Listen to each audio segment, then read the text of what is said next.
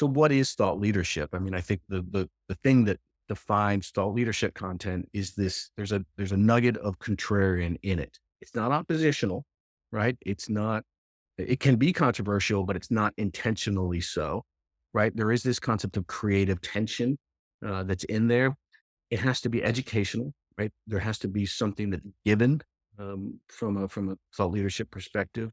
It has to be informative. It has to be defensible, but it also has to be familiar, right? You can't go too far, right? There has to be a bridge from, here's where I operate today, as a buyer, and here's where this, future state that I want to get to. But it can't be so far that you can't actually get there. It has to be close enough where there's a bridge that can be built with logic and with content and with, a fairly good argument. And also, the more that you can get outside validation from your audience that they agree with that, right? When you say it, it means this. When your audience, your ICP says, I agree with that, it means this, right? Because you're the seller, right? So their peer community agreeing with these first principles, right, is tremendous for you. But that is reframing the conversation, right? In a very healthy way. And that's what gets thought leadership content noticed is it raises the eyebrow a little bit. It says, you know what? That's interesting. I haven't quite thought about it that way. That makes good sense, right? And you take them along this journey, the buyer's journey.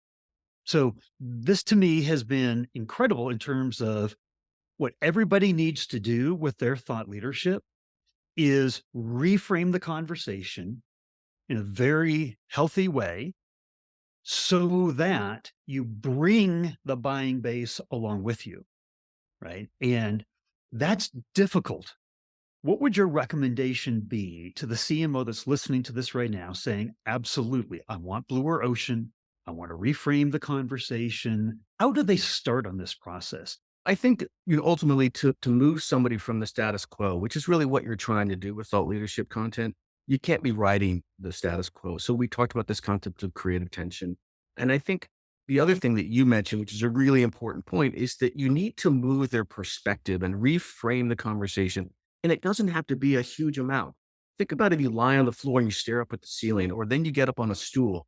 Like you haven't changed your worldview that much, but you've certainly changed your perspective enough to look at your room differently than you did previously. And that's what you're trying to do. So again, you're not trying to radically transform them in a single piece of content. What you are trying to do is get them to think differently such that they might consider themselves, you know what? My incumbent solution doesn't do this, and I have a need for this. And so that's a fairly generalizable set of frameworks. One of the ones that we use here, and I challenge, the people on our side to think about is this concept of differentiated first, defensible second, and then third is translatable. And so what do I mean by that? Well, differentiated gets at this concept of kind of reframing the problem.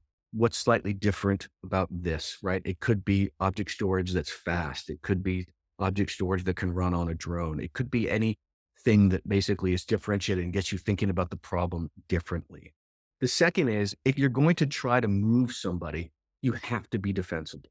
And so you have to build content that is ironclad, right? Because you're going to have other people in a crowded industry that attack those principles, and you need to be able to defend them. So they should be able to repeat the experiments that you showed for these benchmarks. They should be able to repeat what it is that you've shown them that they can do now. So that defensibility is a big piece of it. And then the third piece is this concept of being translatable. And so that means really being accessible. So as we said, talked about earlier, Seth Godin says, shun the non-believers. Well, you want to basically have an audience that's wide enough to consume what it is, but no wider than that, right? And so you want it to be accessible. You don't want it to be so narrow that you can count it on two hands, but you want it to be narrow enough that they know it's for them. And if you can achieve all three of those things with your thought leadership content, you're going to be able to create better content because those things are hard to do. There is, there's tension there, but you can do that.